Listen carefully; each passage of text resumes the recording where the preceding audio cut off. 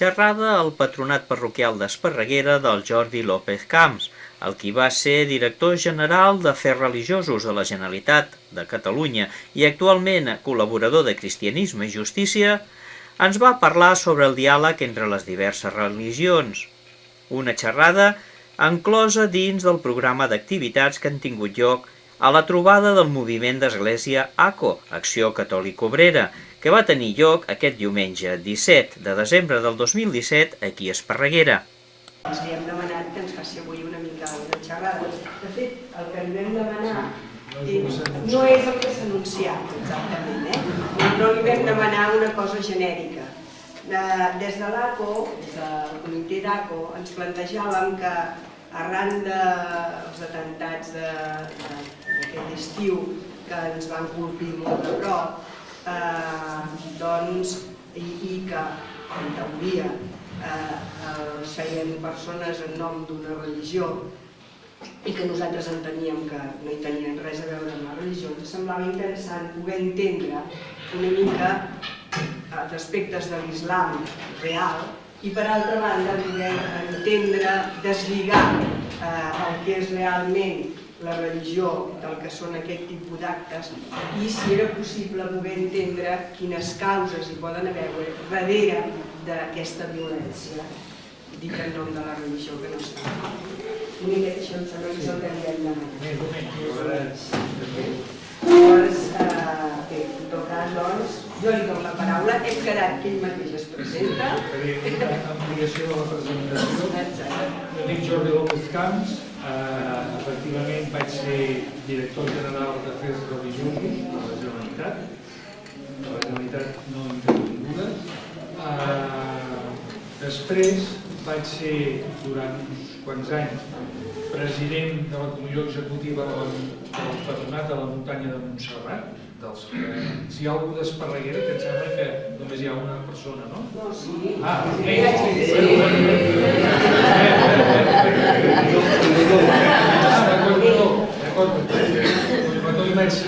Collbató hi vaig cada setmana, perquè cada setmana faig una excursió que al punt de sortida sempre és Collbató. I vaig estar uns quants anys president del patronat, després em vaig jubilar i al jubilar-me em dedico a dues coses que no tenen res a veure o podrien trobar algun punt de connexió. Un és, jo estic de voluntari a Cristianisme i Justícia, que és una institució de la Companyia de Jesús, i treballo amb Jaume Ferrer, que és un jesuïta, en temes de l'islam. Ell és un gran coneixedor de l'islam, i jo estic aprenent d'ell ja fa uns quants anys i fem xerrades, escrivim i reflexionem sobre la religió islàmica. I l'altra passió, per això vaig a Collbató, jo segueixo vinculat amb la muntanya i tinc una pàgina web on explico itineraris i coses de la muntanya de Montserrat. Quan us informo que avui els que no som d'Esparreguera, els que no som d'Esparreguera, hem estat en una església que és pràcticament idèntica a l'església de Santa Maria de Montserrat. És de la mateixa època, la mateixa estructura, pràcticament les mateixes mides, el que passa que al llarg del temps la de Montserrat s'ha transformat, però, i si mireu des de fora, a vegades us recorda on hi ha els matoners, tota l'estructura de les pedres, és molt similar. Bé, a mi toca parlar del tema de l'islam.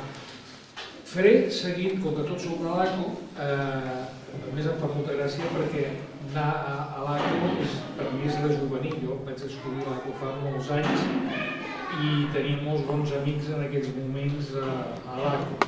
Ara ja alguns ja no hi som, altres ja som massa grans, però sempre queda alguna que a mi em va impressionar, que era el mètode de l'ACO, o la revisió de vida, i penso que podíem enfocar la xerrada d'avui com una mica a partir de la interpretació, lectura, contemplació de les lectures d'avui.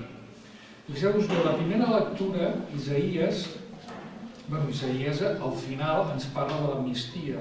Doncs a veure si realment ens donen l'amnistia pels presos i els exiliats avui que tenim a Catalunya. Però és una lectura que apunta a l'esperança messiànica. L'Evangeli d'avui és un evangeli en el qual l'eix de força és precisament l'esperança messiànica i que veuen a Joan Baptista que intueixen que ell podria ser el Messies. És a dir, vivim una tradició religiosa en la qual hi ha un messianisme molt important. Els jueus, a l'època prèvia a Jesús, és a dir, abans del naixement de Jesús, es havien lliurat bastant amb esterots, precisament perquè hi havia unes corrents messiàniques molt fortes que havien fet diverses revoltes. El mateix Evangeli deixa entreveure l'existència d'aquestes revoltes. L'esperança messiànica era molt forta amb el que era el sentiment religiós dels jueus d'aquella època. Per què parlo de tot això? Perquè l'islam, que l'islam és un gran desconegut, l'islam és una religió que parteix de la mateixa esperança messiànica. I això és el que jo us voldria explicar. Que l'islam ens preocupa i ens ocupa molt de temps perquè és una realitat present a Catalunya. Fins fa no massa temps aquí hi havia 4 musulmans. A partir del tema de la globalització i els grans moviments migratoris, de sobte veiem que hi ha una població islàmica molt gran. Fa 15 dies, també un diumenge, estava parlant amb una trobada d'imams de Catalunya, unes 200 persones, la majoria imams, que intentava explicar què podria ser avui ser musulmà a Catalunya en el segle XXI, que això no és cap país oriental ni del Marroc, això és una altra realitat. Però la realitat nostra és que de no saber que existia l'islam, sabem que hi ha l'islam, els veiem i els tenim de veïns, potser al mateix Replà o a la casa del costat hi ha algun musulmà, i a més tenen una manera de viure la religió que és molt visible, és a dir, ve per signes externs, ve per manifestacions col·lectives. L'islam ha passat a ser una religió que omple la diversitat religiosa del nostre país. I a més, com a resposta, una part de la nostra societat ha manifestat una actitud hostil a la religió islàmica. La gent no vol els oratoris al costat de casa seva, la gent es manifesta en contra de que els musulmans demanin respecte a les seves tradicions, a les seves costums. És una realitat que s'ha complicat molt amb la religió en el seu, a partir del 2011-2013, de l'estat islàmic com una proposta violenta de viure l'islam. Ens han espantat i vam tenir aquí, hem vist els atemptats, i nosaltres vam patir un atemptat. I per tant, atemptats que a vegades la consciència nostra i la consciència d'una part de la comunitat islàmica era dir, per salvaguardar-se, no, això no és islam, aquests són terroristes, aquests són uns tarats mentals, perquè l'islam és una religió de pau. Mireu, no és així. Els que feien els atemptats eren musulmans i ho feien en nom de la seva religió.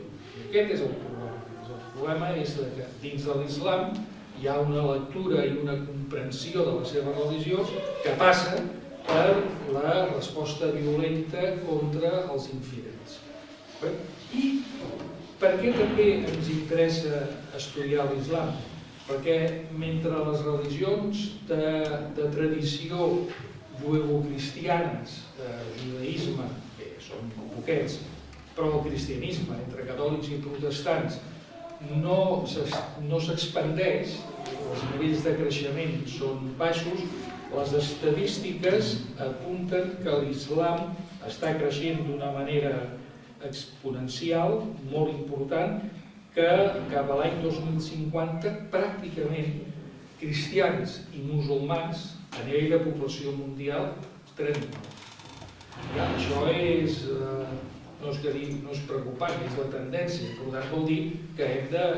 Per què creix l'islam? Per diverses raons. Primer, perquè les seves taxes de natalitat són molt altes, mentre que les nostres són molt baixes, i després perquè hi ha processos de conversió. Hi ha gent que abandona altres religions i van a l'islam. Per tant, és un fenomen que mereix la consideració, i després hi hauria un últim punt, que és el que jo us lligava amb el messianisme, és que a la que comences a intentar entendre l'islam, jo no, perquè jo soc un aprenent, o sigui, la gent sàvia, la gent estudiosa, els islamòlegs, és que són tan grans les coincidències entre l'islam, el judaïsme i el cristianisme que obre com a mínim moltes preguntes de què és aquesta religió.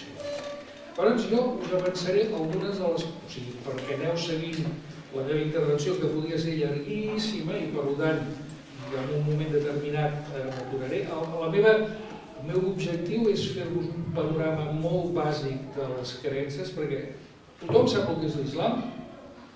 Que no? Què és? A veure, va, el diaca.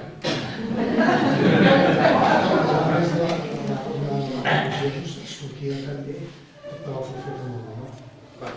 Dit això, però han de ser més coses. A veure, alguna ampliació en aquesta... Què us sona l'islam? Va, aquesta és molt fàcil. El Ramadà. Què? Seguiment del Corà. Seguiment del Corà. Quines més coses? L'aparició de Mahoma, que va ser perseguit per els mateixos àrabs. Això ja és el culte. Coses de culte, les pregàries. Però jo intentaré, això que sabeu, ordenar-ho, explicar-ho per sobre, explicar el dogma, però jo us voldria explicar una cosa, almenys que tinguéssiu clar, que l'islam és més que això. És a dir, l'islam, el que passa que jo diria que aquest també és el problema nostre com a cristians. És a dir, que com a cristians hem fet una fe, almenys els que són d'una determinada tradició, molt orientada a la teologia de l'alliberament, als pobres, als que pateixen, que no hi ha... Però tota la dimensió messiànica de dir, esperar el regne de Déu que vindrà al final dels temps, la tornada de Jesús, això ens sona música celestial, algú hi creu, altres no hi creuen, és una cosa confusa, agafes l'Apocalipsi i no hi entens res, però això també forma part del paquet de la fe. Per això, com que a les nostres trobades no incorporem aquesta dimensió, i l'islam també és això. L'islam, i aquí és on dic que em palmo una mica amb el final, l'islam, en el moment que apareix, és un moment en què hi ha una gran corrent messiànica en aquella part del món.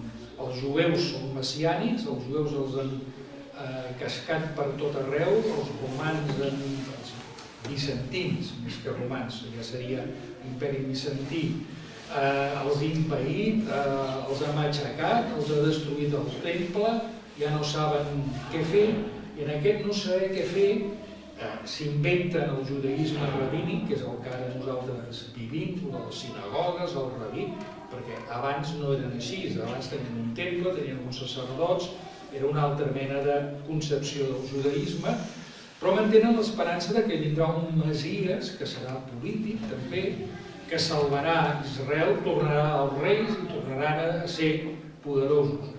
Aquesta és la tradició també que viu el cristianisme, perquè els cristians al començament, quan hi ha la mort en creu de Jesús i després la seva resurrecció, no en tenien absolutament res, perquè ells també esperaven un Messies, creien que era un Messies promès, i això ho celebrem el dia de Nadal, avui ens ha nascut un Messies al Salvador, cantarem tot això, però aquells cristians que al començament estaven profundament desconcertats eren jueus. O sigui, el cristianisme al començament era una secta jueva. Fins i tot no es deien cristians, es deien probablement natzarens, els seguidors del Messies, serà després que se'ls dirà cristians. Aquella gent tenia una gran component messiànica i tot el que és l'Orient Mig, això passa en una part del món que és l'Orient Mig, allà les corrents messiàniques tenen molta presència, molt predicament, i els pobles que estan allà, la majoria o estan sotmesos per als bizantins o estan sotmesos per als perses, que eren els dos grans imperis d'aquella zona. I al mig hi ha un grup de gent que són beduïns, que estan per allà, que viuen en una societat molt tribal, que no es diuen àrabs, ells mateixos no es diuen àrabs. Probablement els especialistes diuen que el nom que més se'ls hi diu és el de sarraïns, seria el nostre nom posterior que us hi donarem, sarraïns, però que no tenien consciència d'àrab, però aquesta gent que es troben pel centre de la península aràbiga, movent-se amunt i avall, comencen a ser un poble sedentari. Deixen alguns de moure's amb les caravanes, que és el que feien, comencen a crear pobles, ciutats, el que sigui en aquell temps, és a dir, és sedentari, i evidentment el canvi d'una vida nòmada, que és una determinada concepció de la vida, a una vida sedentària, hi ha uns canvis en els paràmetres socials. La gent és diferent, els pastors, si algú té alguna experiència de relació amb pastors, i pastors que estiguin pasturant realment, veuran que la seva manera d'entendre la vida és diferent. Per ells, el sostre és el cel, entenen el sol i la lluna, i les relacions entre les persones és molt diferent. I els àrabs, els sarraïns d'aquella època, experimenten un fenomen que és molt curiós. La vida tribal és una vida molt basada en la solidaritat, la tribu. És a dir, tu no t'has de preocupar, l'individu no s'ha de preocupar massa de les coses perquè ja la tribu ho resol.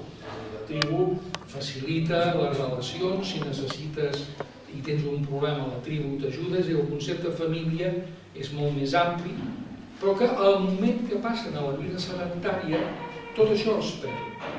La gent són més individualistes, apareix el concepte del que és meu i del que no és meu, és a dir, es canvien els paràmetres de relació. I en aquest context apareix la necessitat de tornar a recuperar uns valors bàsics de la vida tribal, la solidaritat, l'atenció a les vídues i als orfes, que això ho cantem també en els salms, la preocupació perquè no hi hagi injustícies ni diferències, i això serà el que farà possible que hi hagi unes persones que sobre aquesta necessitat muntin una esperança messiànica i facin un discurs de dir: ei, hem de tornar a recuperar els valors que ens han identificat com a col·lectiu, i comencen a prendre consciència de ser una nació. O sigui, ara aquí us sonarà en alguns, perquè inicien un procés de construcció d'un estat.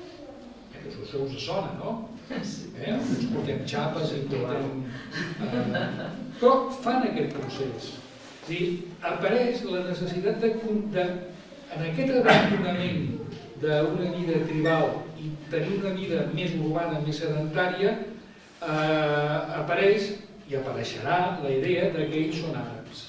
I per ser àrabs necessiten unes identitats determinades, culturals, unes identitats religioses que no tenen. No tenen perquè alguns d'aquests àrabs que estaven per allà, que estaven a la península aràbiga, eren cristians. Eren cristians, alguns, molts de ritus, no diguem-ne catòlics, eren de ritus bizantins. Perquè el que és el centre de la península aràbiga, al voltant hi havia una sèrie de regnes.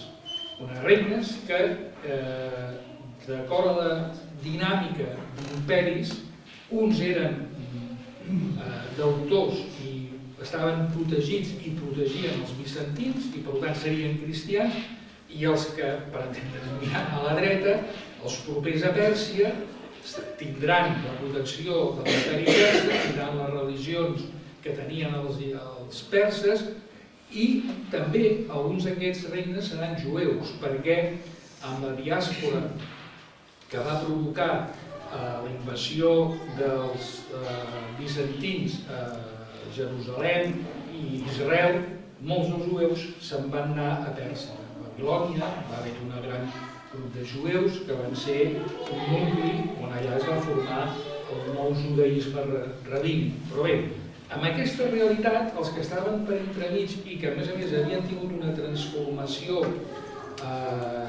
ideològica i cultural, comencen a formular una experiència religiosa diferent. Quina és aquesta experiència? Tot això seran les conclusions, ho dic perquè si no el fil del meu discurs no l'entendríeu, que no és el discurs ortodoxe islàmic. Ja us aniré de tant en tant dient el que diu l'ortodòxia i el que jo penso que podria haver passat. Al final, aquesta gent que estan construint, estan en un procés de construcció d'una realitat nacional, d'uns límits i d'un estat, perquè a més cunyaran monedes, faran legislació, és a dir, faran el que aquí dèiem estructures, el que aquí hem dit estructures d'estat, que aquí no ens hem inventat res, ja això en el segle VII ja ho estaven fent. Aquesta gent descobreixen que si tenen una religió diferent de les religions dels imperis que els estaven fent la punyeta, cristiana i maniqueïsta zoroastriana de Pèrsia, aquesta religió els hi permetrà relligar, que és la paraula religió, relligaran el seu projecte polític nacional. I aleshores és quan en aquest procés descobreixen que hi ha un individu que es diu Muhammad, que havia anat anunciant unes revelacions i agafen aquestes revelacions del Muhammad, les integren, les manipulen, les transformen i deixa de ser el del Muhammad, que seria el proto-islam, de la mateixa manera que el cristianisme abans de ser cristianisme era un proto-cristianisme on tothom estava confós, uns se sentien jueus i s'havien de dir que s'havien de circumcidar. Sant Pau que deia una altra cosa, els que estaven a Jerusalem tenien una altra experiència, es van haver de seure per posar-se d'acord i dir, bueno, a partir d'ara el cristianisme serà això, a l'islam, ja molt més al segle VII, segle VIII i IX, farà un procés d'abandonament del protoislam i fan l'islam. Però en aquest fet l'islam, que és el que ara coneixem nosaltres, veureu que entre el que hauria dit Muhammad, les revelacions que hauria experimentar fins al que va ser, doncs han passat moltes coses, hi ha hagut molts interessos i el que és fonamental, ara nosaltres no tenim documentació que ens permeti entendre allò que va passar, perquè no hi ha cap, hi ha 2 o 3 escrits que parlen d'un personatge que existia en aquella època per allà, que proposava una nova religió i que en el temps aquest personatge es havia abandonat, o sigui, a Muhammad ja no li feien allò ni cas, fins que arriba un moment que hi ha un califa que agafa i comença a fer servir el nom de Muhammad i que comença a fer una cosa molt important per l'islam després, que és fixar la doctrina. Com la fixen? D'una manera molt... Algú ha estat a Jerusalem?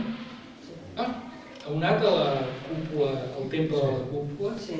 Què és el temple de la cúpula?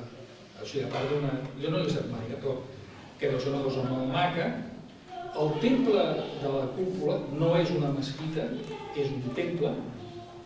Què és, bàsicament? És l'islam picat amb eslògans, amb lemes fan una catequesi i diuen l'islam és això. I llavors fan un temple, comencen a escriure el que és l'islam. I allà fan les afirmacions teològiques importants de l'islam. Home, feia 150 anys que estava mort. És a dir, i reconstrueixen i fan el relat de l'islam. Però què farà aquest califa, que és el Malik? Aquest califa agafarà uns textos que havien estat recopilats, que és el Corà, i el transforma en un text que sigui comprensible i llegible per tothom. L'àrab, fins en aquells moments, només s'escrivia en consonants, sense vocals i sense signes diacrítics.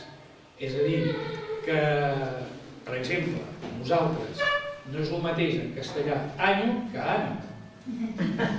Però si tu li dius el signe diacrític del tilde, ano és any, año és ano. Si en català no poses l'accent, Déu i Déu és el mateix. Si a més hi treus les vocals, això ja no s'entén. L'Alcorà fins en aquells moments era només un text, el que s'havia posat sobre paper, era un text que només tenia consonants. Aleshores, a l'hora de posar les vocals i a l'hora de posar els signes, s'ha demostrat que hi ha textos que depèn de quins signes i depèn de quines vocals poses, té un sentit o en té un altre. Llavors, aquest califa, que era Omeia, el que fa és posa un dret.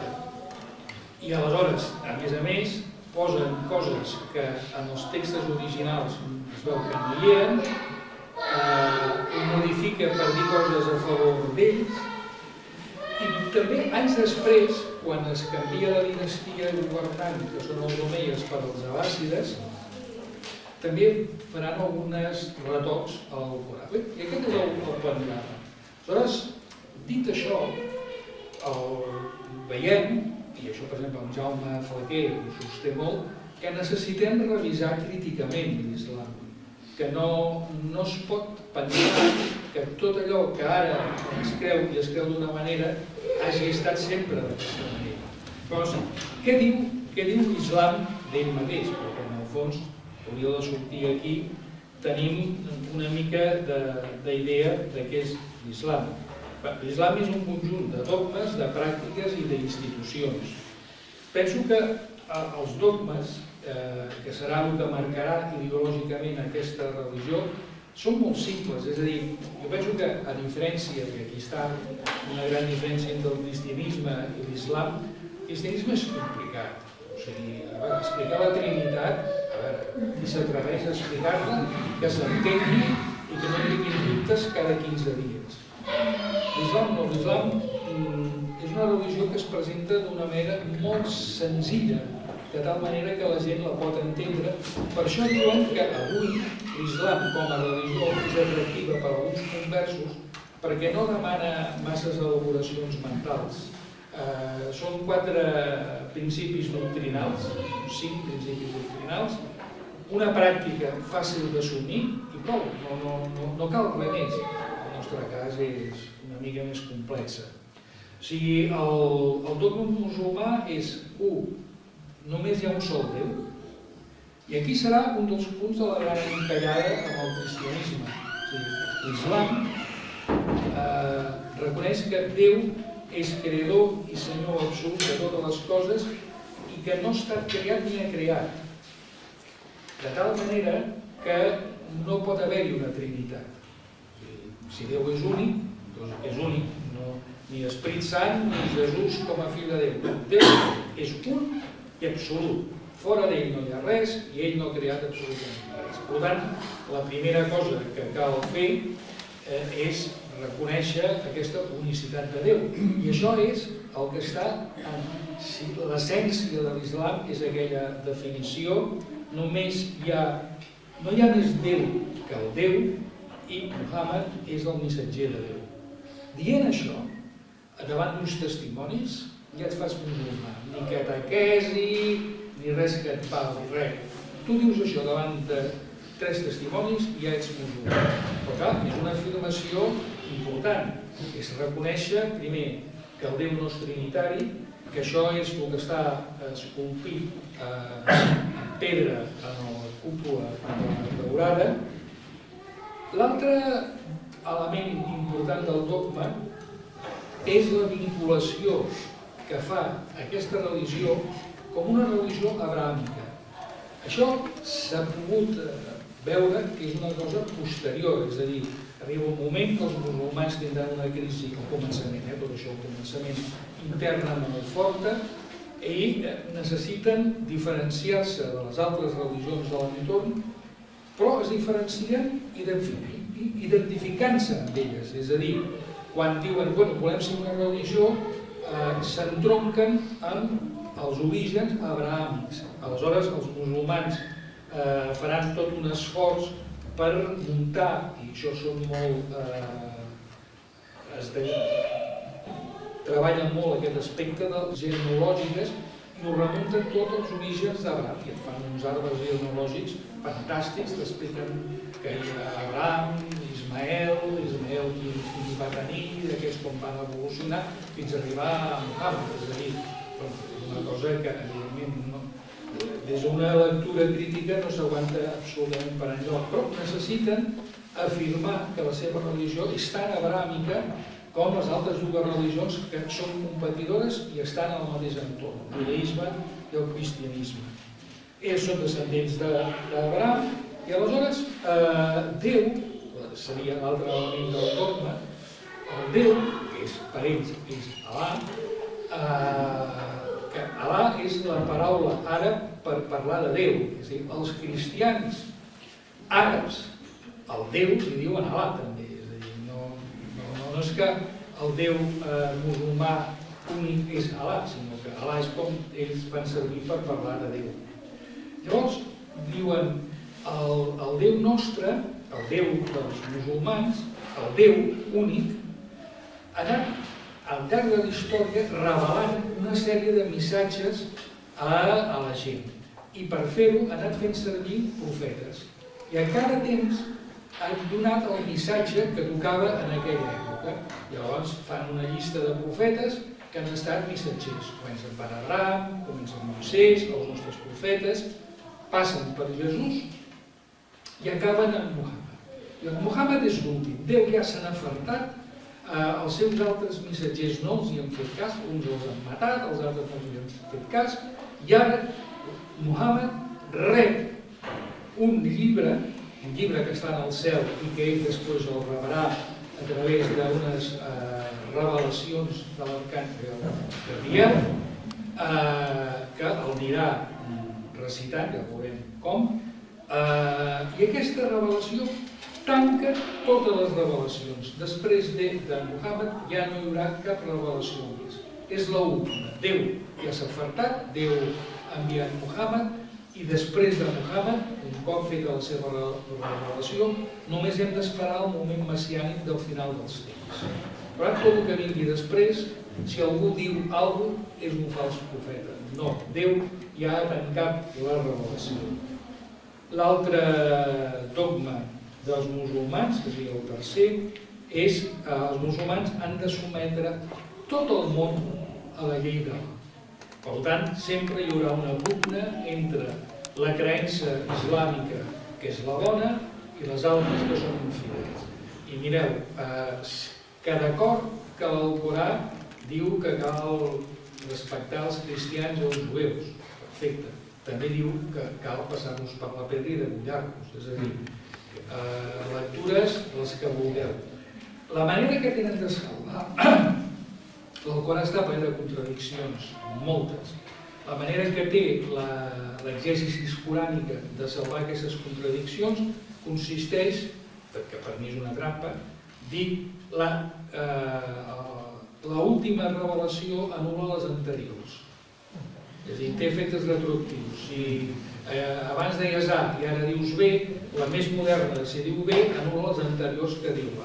Llavors, d'aquesta manera resolen totes les contradiccions. Però un cop dit això, agafant les lectures de l'Alcorà, veureu que la comprensió que és una religió que ha de sotmetre a tot el món, entre els fidels, ells, els infidels, la resta, això és clar. I l'últim element del dogma és el tema escatològic, que cal esperar al final del temps, on apareixerà un personatge que es diu Mahdi, que ningú sap qui és. Aquest personatge, prèviament a la seva... O sigui, quan el vegis que aparèixer, confessa't perquè la fi del món està allà. Prèviament apareixerà Jesús, Jesús retornarà, farà una gran batalla contra l'anticrist, que no se sap exactament en qui identifica, i quan hagi resolt aquesta batalla vindrà aquest personatge, el Mahdi, i Mahdi i Jesús combatran definitivament a les forces del mal. I això passarà a Damasc. Passarà a Damasc i hi haurà una gran batalla, similar a la que es descriu a l'Apocalipsi, que es tindrà lloc en una planúria i una localitat. I per aquest motiu, Estat Islàmic, que eren en definitiva ells, els d'Estat Islàmic, estaven convençuts que la fi del món era imminent. Per això la seva estratègia d'Estat Islàmic era demanar a tots els musulmans, el major nombre de musulmans, que anessin cap a Síria perquè la batalla, l'última batalla, era propera. I per això els convocava a anar sobretot a Damasc, perquè allà vindria la batalla definitiva. Tenia una visió messiànica, per tant, segueixo insistint que dir que els musulmans d'Estat Islàmic eren simplement uns pirats, no és veritat, eren així perquè eren musulmans, eren tan musulmans com els que els combatien, simplement que eren unes visions, unes lectures diferents. Aquests serien els 4 grans dogmes que són fàcils d'entendre, d'assimilar. Te'ls creus o no te'ls creus? Si te'ls creus, els practiques. Com els practiques? A partir de 5 elements que ells diuen els 5 pilars bàsics de l'Islam, que alguns us sonaran. Un és la professió de fe, l'altre una pregària, l'almoina, el dejuni durant el mes de Ramadà i la peregrinació a la Meca. El primer pilar és simplement anar repetint i anar dient no hi ha més Déu que Allah i Muhammad és el seu profeta, que vol dir aquesta afirmació de la unicitat i totalitat del concepte de Déu que tenen ells, els musulmans, que evidentment això col·loca amb moltes dificultats el cristianisme. I aquí jo penso que hi ha algunes dificultats teològiques importants a l'hora de parlar sobre el Déu cristià, l'experiència de Déu que tenim els cristians i l'experiència de Déu que tenen els musulmans. Dit tot això, voldria aclarir que no podem dubtar de la gran fe que tenen els musulmans en el que creuen, com ho diuen i com ho fan. És això que no vagi en cap moment a qüestionar, però sí a no amagar els problemes reals que poden haver-hi a l'hora de fer certs debats. Per exemple, a l'hora de parlar de Déu dels cristians i el Déu dels musulmans. Tot i que un bon amic meu, que suposo que us sona, el Xavier Meloni, parla d'un determinat trobada, una gran línia de força de trobada conceptual dels conceptes de Déu cristià i musulmà, l'encarnació de Déu que celebrarem el dia 25 és que no hi ha manera d'encaixar-ho amb el diàleg amb els musulmans amb el seu concepte de Déu, és un altre concepte.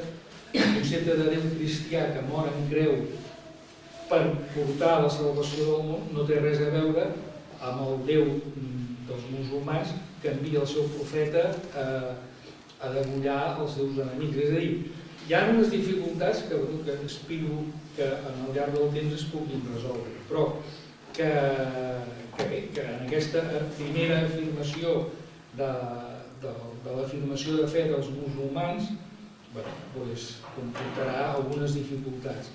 Això, el primer pilar de la professió de fe, que vol dir que els profetes que Déu ha anat enviant, la gent els ha fet cas o no els ha fet cas, i que al final Muhammad, que és el seu gran profeta, ho resol, ho sintetitza i ens explica quina serà la bona nova. L'altre pilar, o sigui, el primer és aquesta professió de fe, que és el que es va repetint constantment, que a més sortirà amb el Corà. L'altre pilar fonamental de l'islam és la pregària.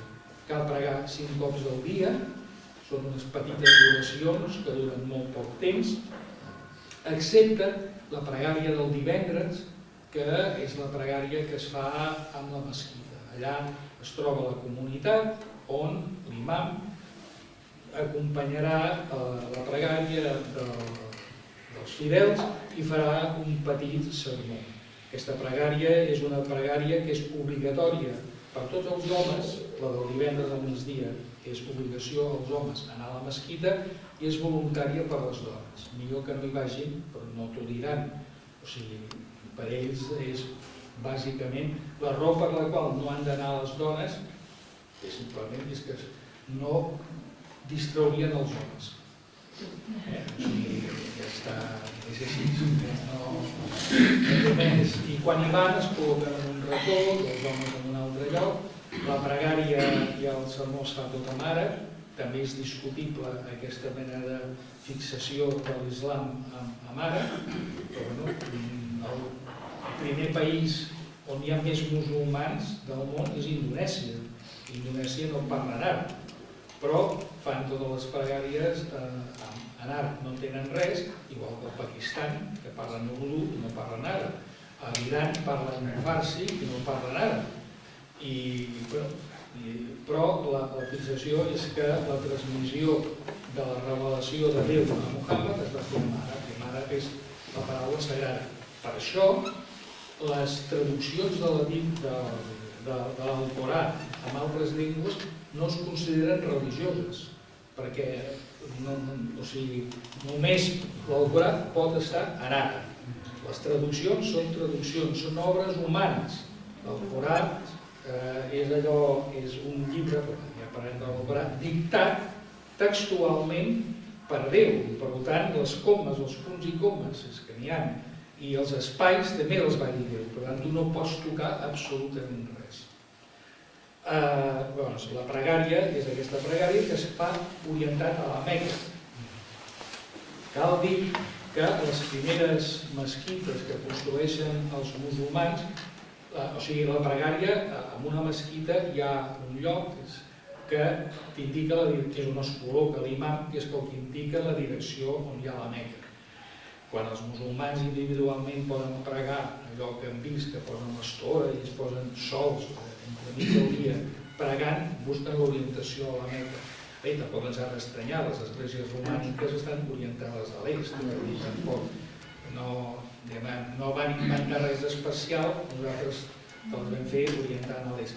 El que fan els musulmans, les primeres mesquites que construeixen, l'orientació no era la Meca, era Jerusalem. Serà després que, per unes trifulques i uns problemes que intentaré veure si tinc temps d'explicar, s'emprenyen Muhammad i els seus amb els jueus i decideixen no orientar a la Meca. Durant un temps no les orienten enlloc, fins que al final determinen, per una revelació de l'Alcorà, orientar-lo cap a la Meca. Llavors fan l'orientació a la Meca. És curiós que orientin a la Meca quan resulta que Muhammad va haver de sortir per cames de la Meca, és a dir, va ser agraït en aquest cas. Jo l'hauria orientat a un altre lloc, però perquè el Muhammad va haver de sortir correcuita que el perseguia. L'altre pilar fonamental és l'almoina. L'almoina, hi ha una part de l'almoina que és voluntària, però hi ha una part de l'almoina que és obligatòria, que es dona al final del Ramadà, que serveix per,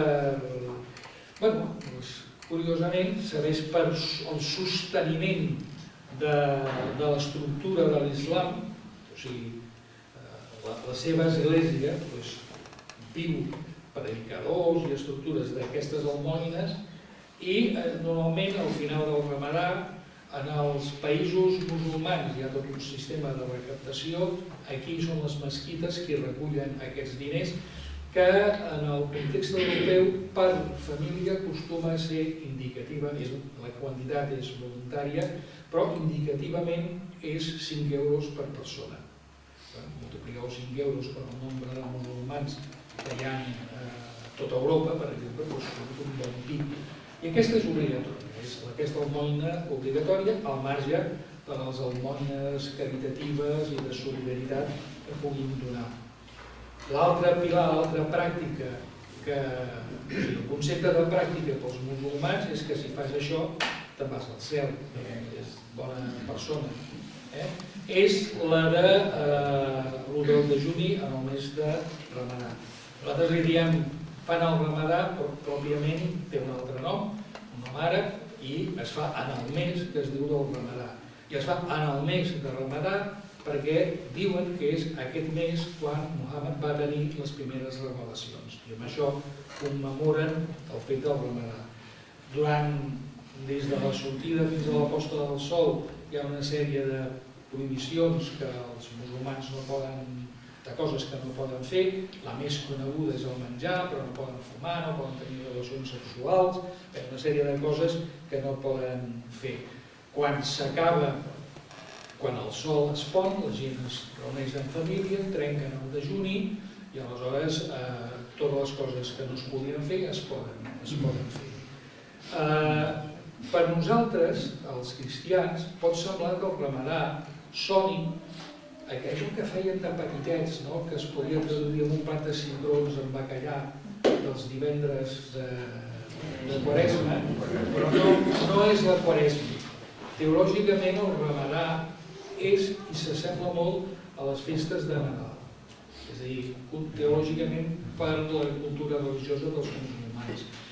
Al final del Ramadà, o sigui, el Ramadà dura més tenen uns lius, perquè com que van per la lluna, aleshores, segons el filet de la lluna comença i segons si veuen el filet de la lluna s'acaba el Ramadà, com que això varia de països, no tothom segueix exactament els mateixos dies. El que sí que fan és, quan acaba el Ramadà, fan una gran festa que seria similar al nostre Nadal. La gent es troba en família, es fan regals als nens, es muden i fan la gran festa de final del Ramadà, vol dir que ha acabat el mes de Ramadà. És una festa en la qual els musulmans, a part de l'abstinència, han de ser més pietosos, han de llegir l'Alcorà en família, han de ser més caritatius i intenten accentuar la dimensió religiosa. Evidentment, hi ha molts musulmans aquí en el nostre entorn que fan el Ramadà com un element cultural, perquè se senten vinculats amb la cultura dels països d'origen dels seus pares, però se'ls en fot si la dimensió religiosa que pugui tenir el Ramadà, però té aquesta dimensió. I l'altre pilar de l'islam és la peregrinació a la Meca. Quan s'acaba el mes de Ramadà, doncs és obligatori un cop a la vida, si tens salut i diners, anar a la Meca. Fas una peregrinació a la Meca on es fa una sèrie de rituals, a part de donar les voltes a la Kaaba, que és una pedra negra que diu que va ser posada per Abraham, però és un meteorit que hi ha allà, i després de donar voltes a la Meca van a uns llocs a lapidar el dimoni, van a una muntanya on diuen que Muhammad va fer un sermó, tornen a la Meca, tornen a donar voltes i se'n van. Anualment uns 3 milions de musulmans de tot el món van a la Meca, i això és el gran negoci de l'Aràbia Saudita que fa.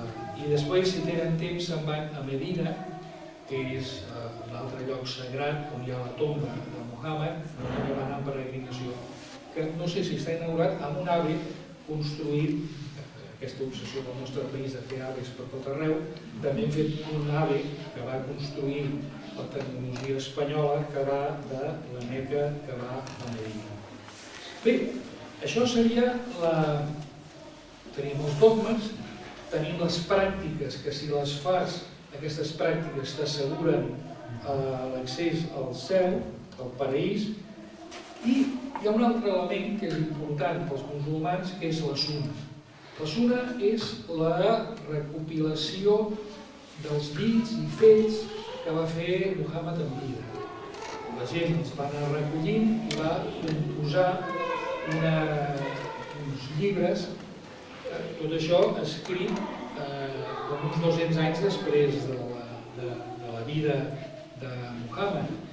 I aleshores hi ha diverses recopilacions, hi ha un fotimer de dits i de fets aquí que els especialistes diuen que autèntics n'hi ha molt pocs, que n'hi ha, però que són molt pocs, que com que això era principi d'autoritat i es feia servir per entendre això, per fer la llei, que tothom intentava dir és que Muhammad va dir això perquè a mi m'interessa fer l'altre.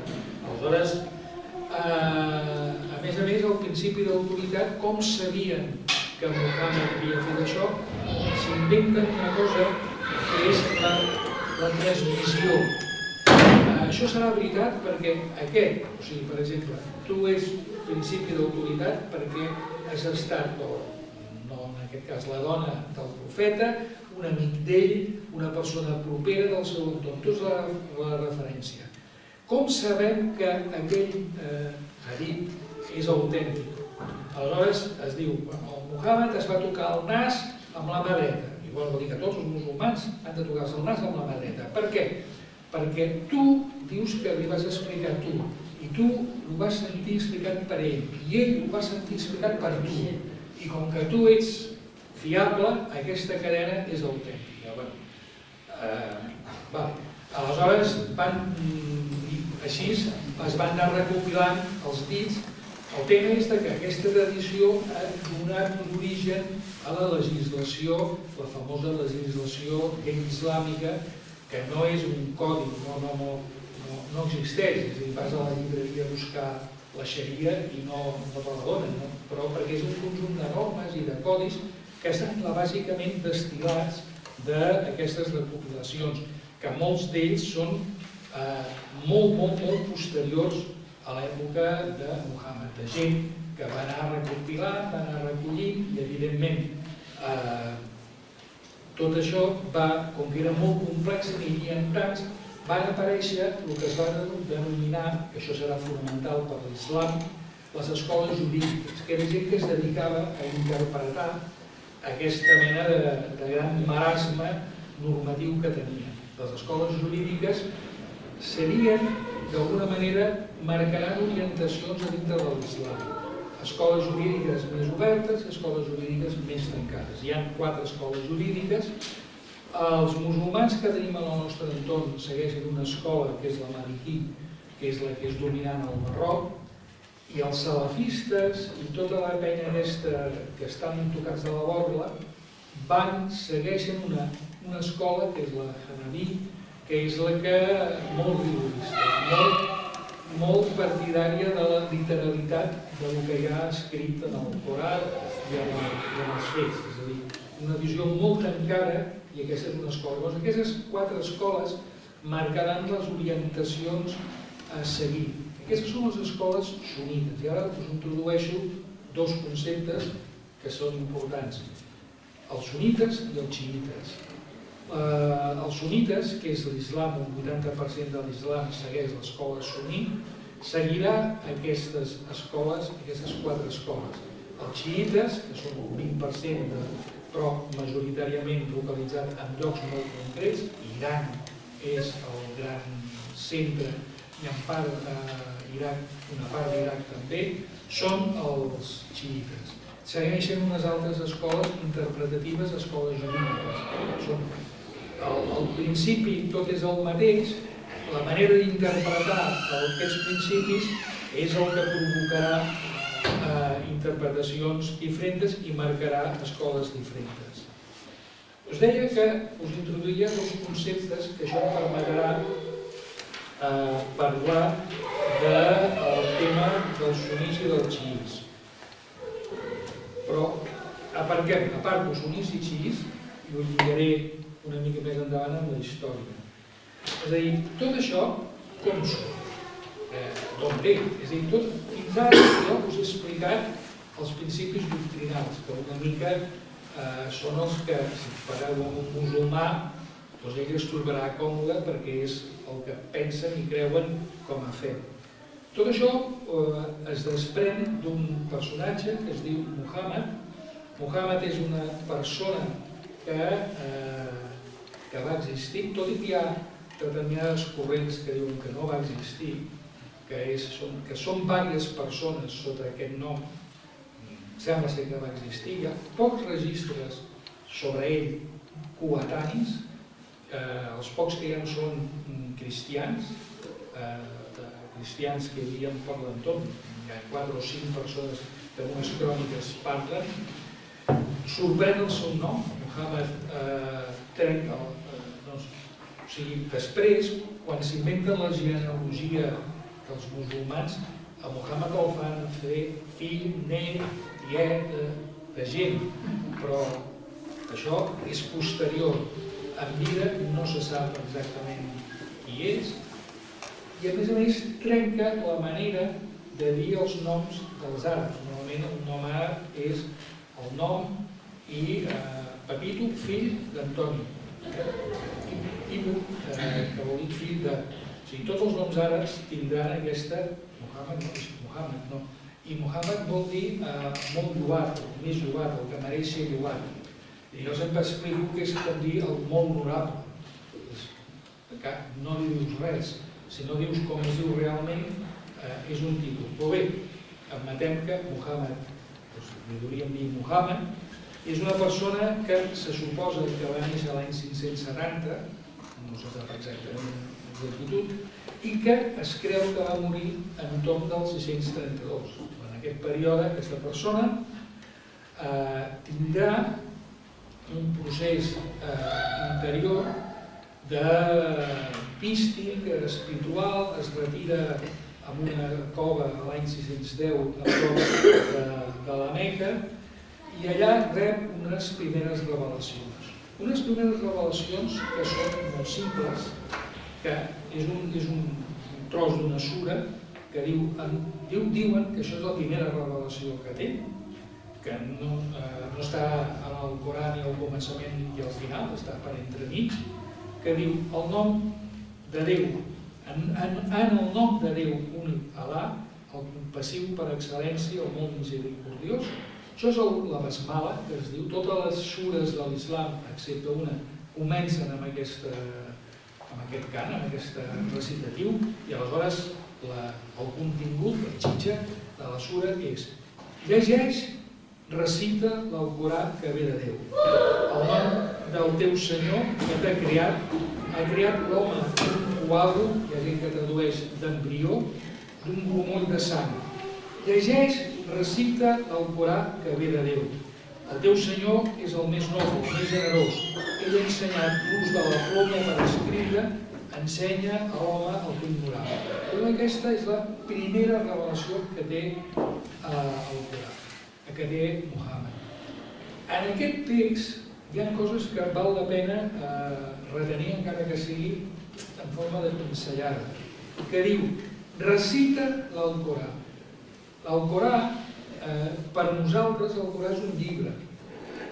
Ho associem a un llibre, perquè tenim la Bíblia, tenim la Torà, i a més, la tradició musulmana parla de les religions del llibre. Què passa? Que quan, us deia al començament, fan el procés de pensar una religió pels àrabs, s'adonen compte que s'han d'homologar amb les religions de l'entorn. Aquestes religions de l'entorn tenien llibres.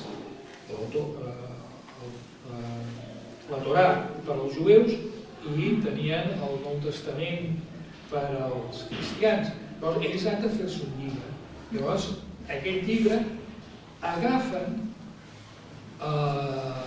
les revelacions que havia tingut Muhammad, que diuen, això són les interpretacions, diuen que és el que es deia al Corà. O sigui, el Corà no era un llibre, sinó eren les revelacions, eren gent de cultura oral pròpia d'aquell temps. És a dir, per exemple, diuen que, no sé si els poemes grecs, que ara tots els llegim en llibres, no estaven escrits en llibres, eren coses recitades, i que fins i tot aquests poemes grecs, que tots, l'Eneida, l'Alegria, de tot això, podien tenir horarios finals, perquè la gent els anava recitant i algú anava tocant i fent-los venir al seu gust.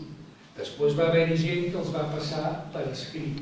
El mateix passava amb Muhammad, es veu que anava tenint revelacions i anava explicant, i gent del seu entorn els anaven repetint oralment, algú potser anava escrivint en algun lloc, però bàsicament la mateixa textualitat del que diuen que és la primera revelació és recitar. Recitar vol dir que el Corà era un contingut d'idees, de propostes. I aleshores, a partir d'aquell moment, aquest personatge, Muhammad, a partir del 610, va estar uns parell d'anys sense dir res, després va començar i no va parar d'anar explicant coses fins que pràcticament es va morir. Curiosament sembla que les recitacions del Corà, quan passava alguna cosa en l'entorn de Muhammad, en treien una revelació, és a dir, explicava coses en relació una mica com si fes el deure jutjar i actuar, doncs, que feu l'ACO, no? Que encara ho feu, no? Doncs al final del deure jutjar, l'actuar ho escrivia i hi ha una revelació. Això, i es pot seguir en alguns moments al Corà un rastre dels aconteixements que estaven passant. Muhammad tindrà una vida peculiar. Durant molt de temps Muhammad va estar casat amb una sola senyora, era una vídua rica, molt rica, que és el que tenia fills. Muhammad té les revelacions a la Meca i aquestes revelacions les comença a explicar. Això portarà al problema, té seguidors, té gent del seu entorn que el comencen a seguir. Muhammad era d'una tribu i un clan important dintre d'aquesta. Era una tribu important i les tribus es reunien en clans. I el clan de Muhammad era important i aquest clan comença a apuntar-se al que es deia Muhammad, però no tota la gent de la tribu el segueix. La tribu de Muhammad era la guardiana i custodiava la Kaaba que hi ha a la Meca, que van ara els musulmans a peregrinar un cop a l'any, és una cosa preislàmica, una cosa que ja existia a la Meca i que era costum de les tribus anar un cop a l'any allà a fer una mena de fira. També era un lloc que era un lloc de pau i treva, que la gent no podia barallar-se entre ells, i llavors qui feia la custòdia d'aquest lloc era la tribu de Muhammad. Muhammad i els seus i les seves revelacions incomoden a la seva tribu i en un primer moment un grup dels primitius seguidors de Muhammad han de fugir a Abissínia. Abissínia era un regne copte, era un lloc cristià, i els acull aquests emigrants que surten escapats de la Meca. Posteriorment, a l'any 622, sembla que la cosa es complica molt i Muhammad ha de sortir a correcuita amb els que quedaven i se'n van a un lloc, un oasis, que està al mig de la península aràbiga, que es diu Yatrib. Aquest oasis era un lloc on hi havia un grup de cristians, un grup de jueus, hi havia gent i àrabs que no eren ni cristians ni jueus. Acullen, més o menys jo us explico ara, tot el que estic explicant és com ho expliquen els musulmans. Potser la realitat no va ser ben bé així.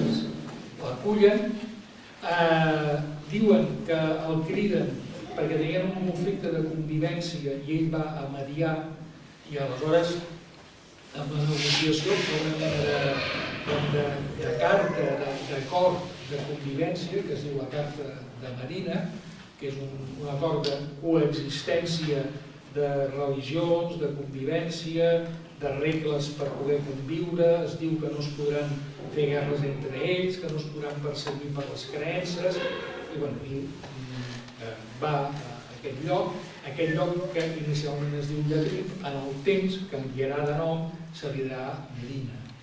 Muhammad està allà i durant un temps viuen allà. Aquella gent, l'únic que sabien fer, i era lícit, per tenir ingressos era barallar-se entre ells i fer ràtzies, aconseguir botins de guerra i amb aquests botins mantenir tota la tribu, o el clan o la parentela. Durant un temps fan i conviuen fent guerres allà, fins que arribarà un moment que es plantejaran el gran objectiu, que és anar a conquerir la Meca.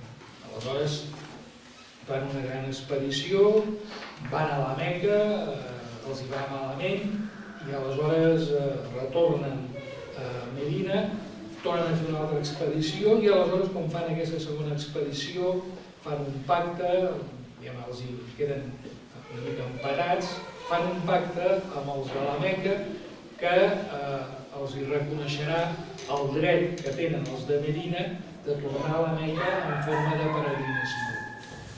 Després aquest pacte una mica es trenca i això dona peu a que Muhammad es cregui amb el deure de que ja els de la Meca entre ells s'han barallat i s'han traït mútuament els acords que havien arribat, de tornar a fer una altra expedició per conquerir la Meca i conquereix la Meca.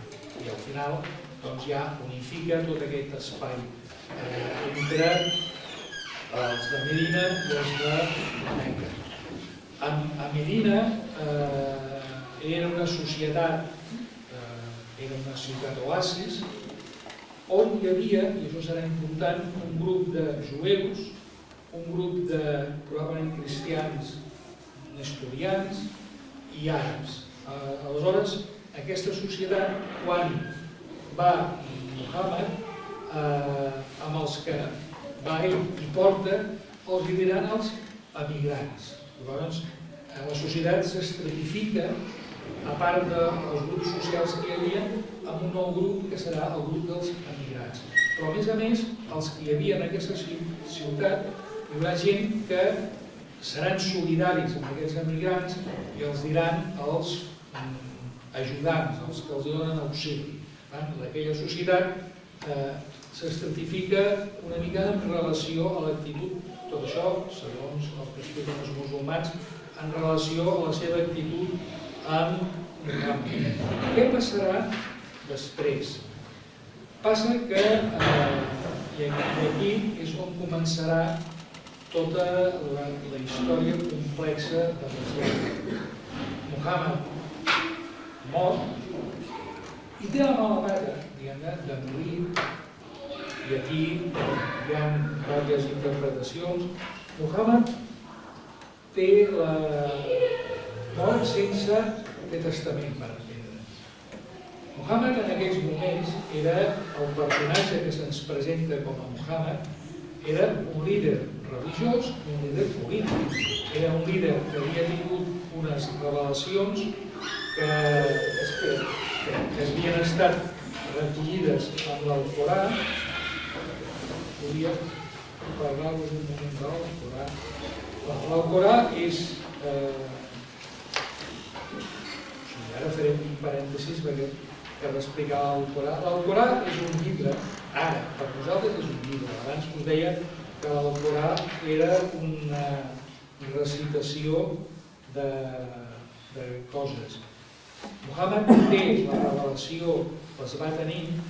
Ell diu que aquestes revelacions provenen de que l'arcàngel Gabriel li va explicant el text. Hi ha una llegenda, els que heu estat a Jerusalem, que heu anat a la mesquita de... Veu veure el lloc on diuen que Muhammad va fer el viatge al cel? La tradició musulmana diu que és un moment, tradició que es fa anys després. Aquí hi haurà una pràctica musulmana que es diu la interpolació i la retrospecció, que és que anys després expliquen coses anteriors com si fossin presents. I aleshores expliquen el famós viatge nocturn de Muhammad, que diu que a la nit agafa un cavall alat i el deixa a Jerusalem, i Jerusalem deixa els peus, es veu damunt d'una roca, va posar els peus Muhammad i se'n puja al cel. Allà fa un viatge, el viatge nocturn, trobarà Déu, que té un llibre, o no sé si és Déu o és Gabriel, que té un llibre, que és l'Alcorà. I aquest llibre ell el veu, però quan torna a baixar a la terra s'oblida del llibre. I aleshores el necessita per poder fer la revelació. I llavors és que, mecatxis, quan no hi ha el llibre, ja ve l'àngel, l'arcàngel, que li anirà recitant el contingut d'aquest llibre. I aleshores això serà el que donarà origen a la revelació, que després això serà feta en forma de llibre. La composició del Corà serà important perquè també és una de les coses que serà interessant, que seria interessant entrar a fons en sèrio. El Corà està estructurat en 114 capítols, que es diuen sures, i cada capítol té uns versets que es diuen les aleyes. Aquest llibre, o sigui, quan Muhammad rep les revelacions de l'arcàngel, ell els explica. A vegades diu que entra en un moment de trànsit, que perd l'orem. La gent diu que això volia dir que era epilèptic, que es queda traspuesto i aleshores fa la revelació. Quan fa la revelació, ell l'explica, hi ha gent que l'escolta i la comença a anar predicant. I diuen que hi ha gent que també l'agafava, escrivia, però clar, uns amb un papir, l'altre amb ossos, que era habitual d'aquella època, de camell, amb fulles de palmera, era un tutti-frutti de registres escrits extraordinari. Passa el temps, Muhammad ja ha mort, Muhammad era un personatge oblidat, que arribarà un dirigent de la comunitat musulmana, el segon líder d'aquesta comunitat, que diu, ui, això, aquí tenim un enrenou, perquè els d'aquí diuen una cosa, els d'allà, sobre el que Muhammad havia dit, els d'allà diuen una altra solució. Unifiquem i fem un primer intent de fer un codi únic llavors comencen a recollir totes les coses i fan, diuen, la primera recopilació del Corà. I aleshores aquesta primera recopilació del Corà és anar recollint. I com que alguna de la gent que havia viscut amb Muhammad encara eren vius, doncs els ajuden a fer aquesta recopilació. Ordenen els textos com Déu els inspira i ordenen els textos, que a més té una composició. Les revelacions més modernes estan al començament del llibre i les més antigues estan al final. Les més antigues són les curtes, són sures molt petites, i les primeres són sures llarguíssimes. Les últimes, que són les que estan al final del llibre, són les primeres, són les que ell rep a la Meca, són les teològiques, són les més espirituals, les que més parlen de Déu, i les primeres, que són les últimes que ell rep, que són a Medina, són molt normatives, són les coses que s'han de fer, deixar de fer, com es pot fer. Aleshores fan aquesta composició i llavors, però estudiar la composició del Corà és molt divertit perquè descobreixes, si fas amb una mirada crítica, que hi ha gent que trobes textos de gent que havia estat, que eren coetanis a Muhammad, que diu que es queixen que hi ha coses que posen allà que ell no havia dit mai. Hi ha altres coses que havia dit que ja no hi són. Ja en els primers moments van haver-hi tensions a l'hora de confeccionar aquest escrit. Aquest escrit donarà origen a una cosa que es diu la Vulgata d'Uthman, que seria el primitiu Corà. Després vindrà aquest famós califa Malik, que tornarà a agafar aquesta primera Vulgata del Corà, li posarà les vocals, li posarà els signes diacrítics i li acabarà de fer allò, com deia aquell fiscal, no, com deia, el ajuste fino, el fiscal te lo afinarà. Doncs fan exactament el mateix. Afinen el text que havien recopilat. Amb la destrucció de tots els materials previs. Les dues vegades que es recopila l'Alcorà es destrueixen els materials que havien fet servir de base per fer les recopilacions. No obstant, sempre hi ha l'ànima caritativa, que se n'ha guardat algun amagat, que són que després sortiran i serveixen per contrastar. Fa no massa temps, curiosament, fent unes obres en una mesquita del Iemen, van tirar una paret i van aparèixer fulls molt antics de l'Alcorà. Perquè l'Alcorà, al ser paraula de Déu dictada per Déu, per tant, al ser paraula de Déu dictada per Déu, vol dir que allò que diu és el que Déu va dir. I ningú de nosaltres pot qüestionar que si Déu va dir que toquessis el nas amb la mà dreta, no del tot és amb la mà esquerra, perquè Déu va dir que era amb la mà dreta. La primera paraula de Déu, els exemplars llevat el que van manar aquells que destruïssin, els alcorans escrits no es poden destruir. S'han de cremar o guardar en un dipòsit especial de llibres perquè és paraula de Déu escrita, no es pot. Llavors els havien lapidat, els havien amagat, i llavors al fer aquestes obres van aparèixer i va ser quan va permetre comparar que ja hi havia l'Alcorà, encara creiem que és l'Alcorà, i uns textos que deien unes altres coses. No tot, no tot és fals, però hi havia bastantes discordàncies. Doncs bé, tornem a la mort de Muhammad. Muhammad mor sense haver dit qui era el seu successor. I aquí començaran les grans tensions amb el món musulmà. Perquè en el moment de morir Muhammad,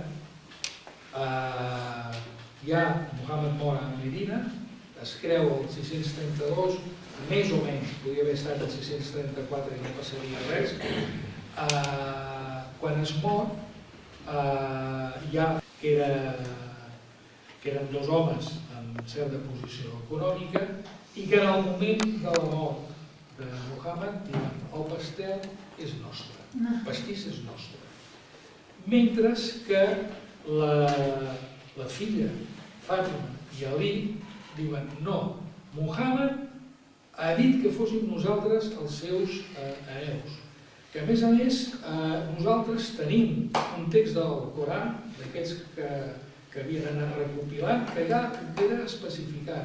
I a més, en el sermó que fa un any abans de la seva mort Muhammad, diu que hi ha dues coses molt importants pels musulmans, que és la família de Muhammad i l'Alcorà. Nosaltres tenim l'Alcorà i tenim la família, i som la família. Per tant, nosaltres som els que hem de seguir dirigint a la comunitat político-religiosa.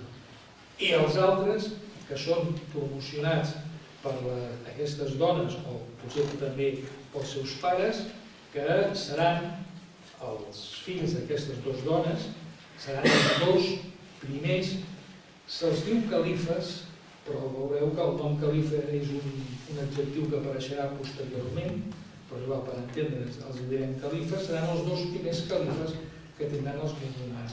Tota la discussió sobre qui és el primer continuador de Muhammad passa amb el post-present de Muhammad que s'està produint. Muhammad mor a l'estiu, el juliol, si no m'equivoco, i no l'enterren. No l'enterren, estan barallant entre ells qui és el que mana. I al final la seva família l'enterraran al pati d'una de les dones de Muhammad i aquests dos grans dirigents Abu Barak i Omar seran els dos primers, el primer estarà 2 anys, el segon estarà 10 anys, seran els primers dirigents de la comunitat musulmana. Però en aquests moments ja s'introdueix el que marcarà la gran decisió dels musulmans, que seran els que diuen l'important és mort el profeta i líder polític. Només es pot substituir o només es pot tenir com a herència el lideratge polític i no el profètic. Per tant, ens hem de buscar bons dirigents polítics. Aquests seran els que escolliran el gendre Ali de Muhammad i donaran origen al que en el temps serà la tradició suní, i el que era Ali, que era el gendre de Muhammad, que diu: podem seguir mantenint l'herència profètica perquè tenim capacitat d'interpretar la revelació del profeta. Per tant, no hem d'escollir només un líder polític, hem d'escollir una persona capaç de donar-nos criteris religiosos a seguir. I aquests seran els xiites. Xiites, que vol dir partidaris d'Ali. El nom xií, que vol dir el partit d'Ali, que ara, adaptat a la nostra llengua, vol dir xiites. I aquesta divisió que neix quan d'alguna manera el cadàver encara estava calent és la que ens ha portat el dia d'avui a que en el món musulmà hi hagi hi ha alguns grups també més petitets, els sufís, els harijites, però els dos grans blocs de musulmans són els que diuen, els que creuen que res s'interpreta, que tot està ja marcat, que tot està definit, que les regles de joc ja estan establertes i que no hi ha cap mena de profetisme que valgui, sinó simplement l'acceptació de la normativa, que són els sunís, i els que creuen que l'islam té un context interpretatiu, que té una part oculta, una part que s'ha de revelar, que s'ha de seguir pensant, que s'ha de seguir reflexionant, que són els xiites. I cada cop que hi haurà una mort d'un califa, hi haurà unes batalles que es mataran entre ells. Tenen fins a 4 guerres civils en pocs anys entre ells, en raó que cada cop que mor un califa, els xiís diuen: ei, que nosaltres tenim dret, que nosaltres volem ser els successors de la comunitat. Guerra. S'acaba aquesta guerra, torna a haver-hi una altra vegada una gran batussa. I aquesta serà la història que portarà en el segle XXI a l'aparició de l'Estat Islàmic. L'estat Islàmic són sunis, tradicionalistes, obcecats, fonamentalistes, el que vulgueu, però profundament religiosos, que el seu gran enemic són els xiites. I quan fan atemptats, quan maten, quan persegueixen, a part que puguin fer atemptats a Europa, o sigui, les morts europees com a resultat de l'estat islàmic és una misèria al costat de les centenars de milers de morts que ha provocat l'estat islàmic sunni amb els xiís que hi ha a Iraq, que hi ha a Aràbia Saudí, que hi ha al Iemen, que hi ha a Àfrica. És a dir, és una guerra total entre dues concepcions de l'islam. Els sunnis consideren que els xiís són infidels i van per ells. I aquesta és resumint aquesta tensió que nosaltres hem viscut. I per acabar, per donar un temps que pugueu també fer algunes preguntes, una cosa que és molt interessant, és a dir, realment Muhammad crea una religió? O el que fa Muhammad és fer una religió pels àrabs a partir d'agafar components d'altres coses que existien en el seu entorn?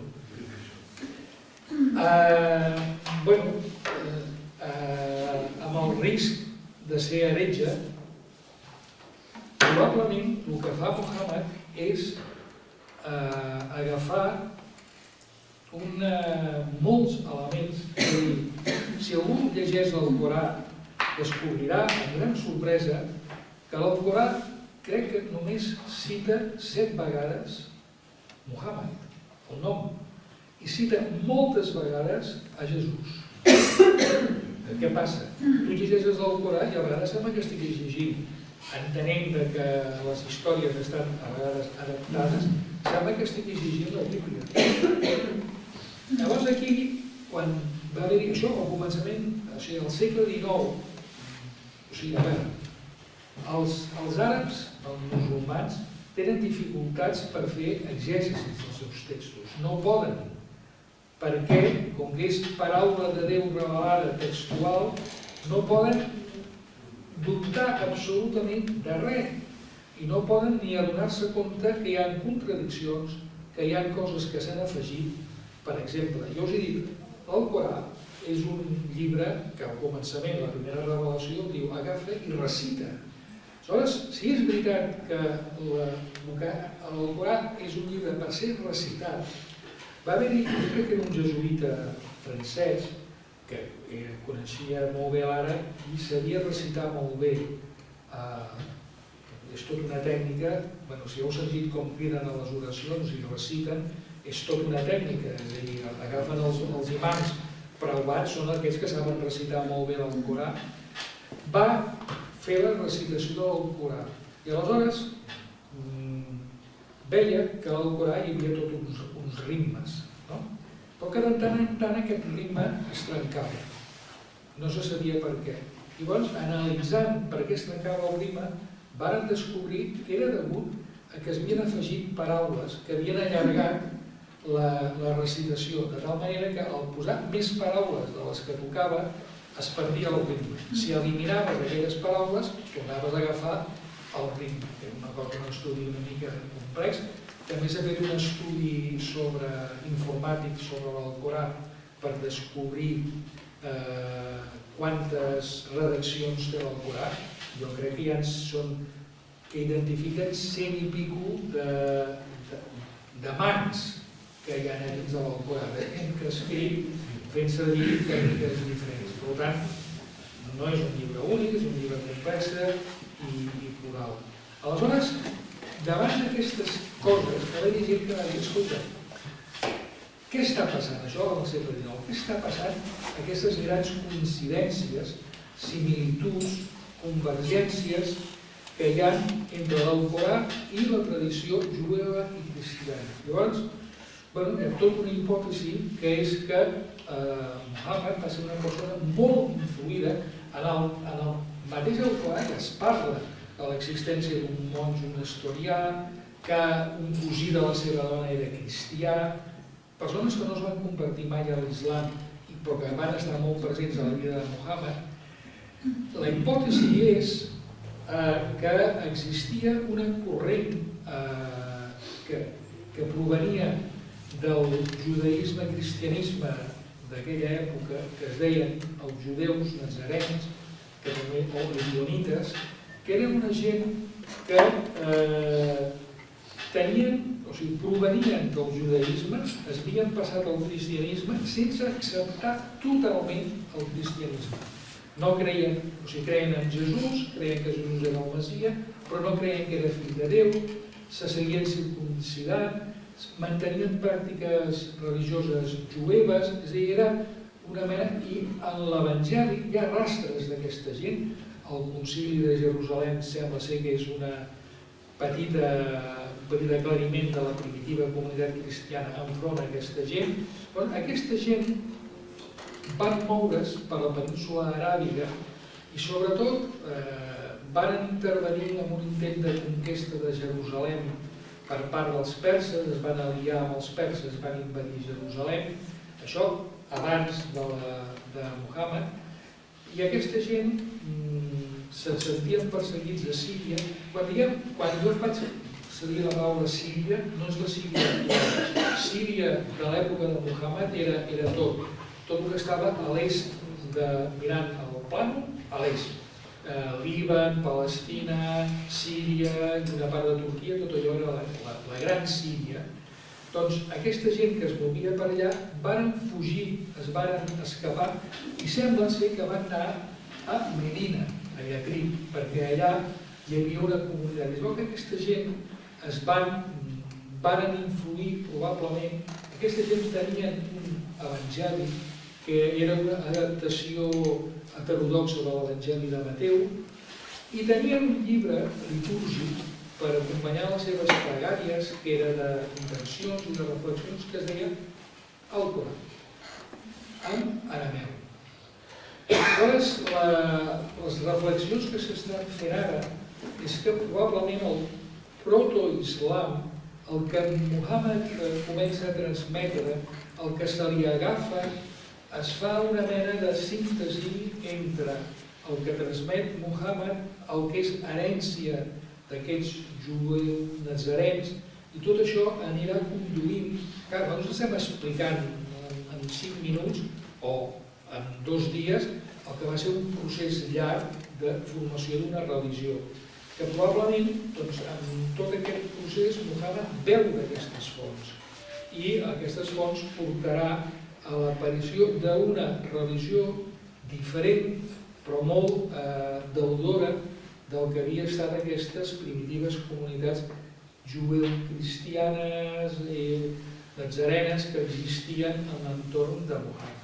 I això és el que ara està apareixent com una hipòtesi que, dit això, no treu res de la fe que puguin tenir els musulmans, perquè això després evolucionarà, es transformarà, i quan el cinquè califa Omeia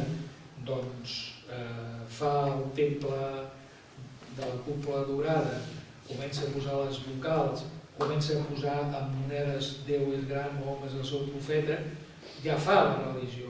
I aleshores aquesta religió és la que ja és l'islam, però l'islam no apareix en Muhammad. En Muhammad apareix un proto-islam, uns inicis de formulació de l'islam, que en el temps donarà origen a l'islam dels nostres conciutadans musulmans que tenim a casa nostra.